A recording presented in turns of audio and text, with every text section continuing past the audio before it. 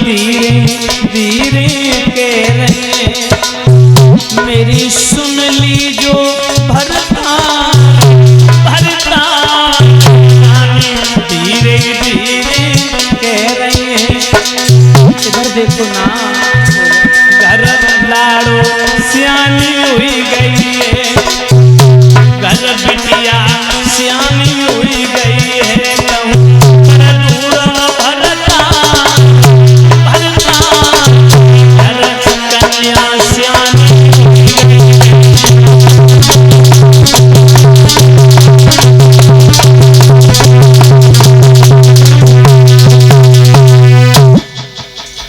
पिया स्वामी हारानी आज तुमने अचानक राज दरबार में दासी को भेज के याद किया, क्यों बुलवाया, क्या कारण है? रानी बोली पिया एक लोटा ठंडा सा जल भर के लाई, राजा ने जलपान किया, कहा अब बैठ जाओ, पलंग पर बैठाला। बबलू चक्रवर्ती फरेंजिया से पदार्पण किया है। हमारे समस्त व्यास मंडल को 11-11 मुद्रा देके 101 मुद्राओं से व्यासपीठ को सम्मानित किया। भगवान बबलू भैया को सद्बुद्धि प्रदान करते रहें। ठाकुर जी से यही प्रार्थना करेंगे। माताओं उसी समय रानी कहने लगी पिया तुम सारे दिन राजकाज में उलझे रहते हो, लोगों की समस्याओं को सुलझा रहे, अपनी समस्या में उलझते जा रहे, क्या मतलब? बोले कन्या घर में सियानी हो गई और पिया जमानो ठीक नहीं, कोई सुंदर घर पर देख के लली के पीले हाथ कर दो। राजा कहने लगे बात तो तुमने अच्छी कही, कोई बात नहीं, अभी जाऊंगा।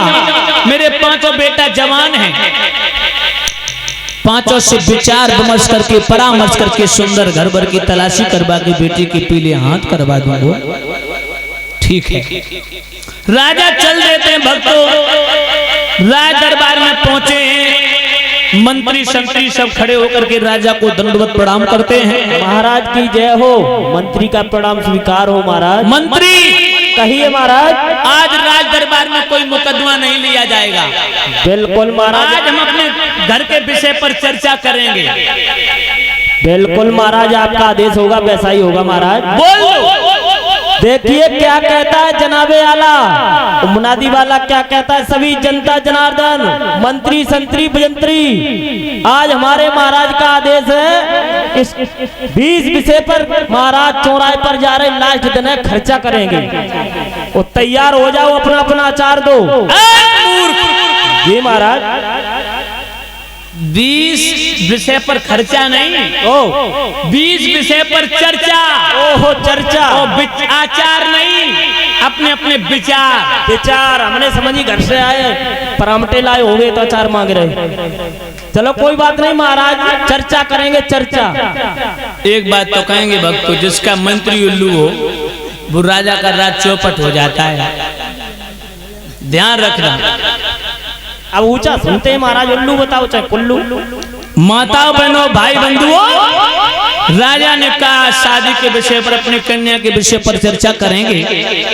परीक्षा जी बड़ा बेटा रुकन था, पैर दबा के चुपचाप निकल गया बाप की कचहरी से उठ के। 4 बेटा बचे हैं। मंत्री है, बीच में कहने लगे मंत्री हमारी कन्या रुक्मिणी विवाह के योग हो गई। जी सरकार। उसकी माँ ने प्रस्ताव रखा है, मंत्री तुम्हारी दृष्टि में कोई सुंदर राजकुमार हो, उसका नाम बताओ। उम्र कितनी है? उम्र है मेरी बेटी की 20 वर्ष। 20 वर्ष महाराज, 20 वर्ष है। बर देख लो, कोई सुंदर बर हो। और पीपल नहीं चलेगा? पीपल बर बता रहे, बरगद का पेड़। अरे बरगद का पेड़ नहीं मूर्ख, बर दूल्हा। ओहो मिट्टी का गैस का चूल्हा नहीं मूर्ख, दूल्हा। ओहो दूल्हा, जे कहो मोड़ी के लिए मोड़ा। अब समझ गए, मुझे सुनते ना महाराज। हाँ, श्रोणतपुर का बाणासुर कैसा रहेगा महाराज? 1 नंबर का शराबी है, सुबह ही बोतल लगा लेता मुंह से, शाम को फेंकता है, शाम को हटाता मुंह से। अच्छा नशेली है वो, नशे में धुत रहता है। उसे मैं अपनी कन्या दूंगा कभी नहीं, इससे पहले तो अपनी कन्या को लेकर के कुआं में कूद जाऊंगा। आपको जानकारी है महाराज? हमको तो मैं जानता हूँ सरकार। अपने चारों बच्चों को पास में बुलाया। बड़ा बेटा, 5 बच्चे थे ना भीष्मक के, बड़ा तो पहले उठ के चला गया। रुकुम से छोटा रुकुम बाहु था। भीष्मक बोले बेटा रुकुम बाहु, जी पिताजी। तेरी दृष्टि में कोई सुंदर राजकुमार हो बोल। धर्मराज युधिष्ठिर कैसे रहे? युधिष्ठिर है धर्मात्मा, लेकिन कौरवों ने उन्हें कुछ दिया नहीं। और महाराज जी जिस लड़के के पास में रोजी रोटी का ठिकाना ना हो, भीष्मक बोले मैं कन्या अपने उसे देंगे तो मेरी कन्या का दीवार चाट के रहेगी? नहीं। रुकुम बाहु के बाद में नंबर आया रुकुम रथ का। भीष्मक बोले बेटा रुकुम रथ, हाँ पिताजी। तेरी दृष्टि में कोई सुंदर राजकुमार हो तू बता। पिताजी हमारी दृष्टि में बहुत सुंदर राजकुमार है। क्या नाम है उसका? मगध के रहने वाले जरासंध कैसे रहेंगे? बात भी नहीं पूरी कहने दी पिताजी। जरासंध, एक बात बता।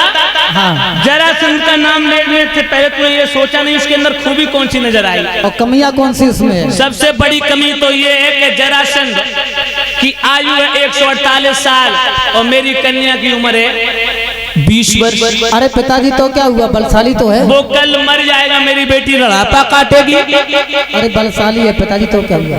बलशाली है तो क्या, 4 से 10 साल में मर जाएगा, फिर कन्या विधवा बन के जीवन का कितना मुझे दुख होगा। और तू उठ के गले में बकरी लटकाना चाहता है। और एक बात तो भक्तों कहेंगे, कन्या का विवाह करो तो मेल जोल देख लो, घर जमीन नहीं, बर अच्छा हो, उसका हम उम्र हो, 2-4 साल तो अप डाउन चल जाएगा। लेकिन बुरे भैया 20 और 50 का ये तो कुमेर हो जाता है। ध्यान रखना। भीष्मक कहने लगे बेटा रुकुम माली तुम्हारी दृष्टि में कोई सुंदर राजकुमार हो? महाराज दुर्योधन कैसे रहे? दुर्योधन है तो ठीक लेकिन घमंडी है। और एक बात तो कहेंगे, जिसके यहाँ स्त्रियों का सम्मान ना हो, अनुज बधू द्रौपदी को नंगा करने का फैसला सुना दिया भरी सभा में।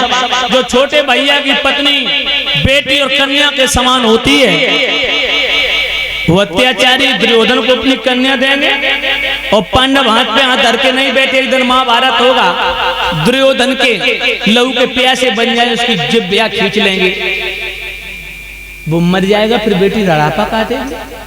नहीं, हाँ बेटा रुकुम केस, बहुत देर से तू मेरे मुंह की तरफ ताक रहा है, बोल क्या कहना चाहता? तेरी दृष्टि में कोई सुंदर राजकुमार हो? बेटा रुकुम केस आप बोलिए पिताजी क्या कहना चाहते हो?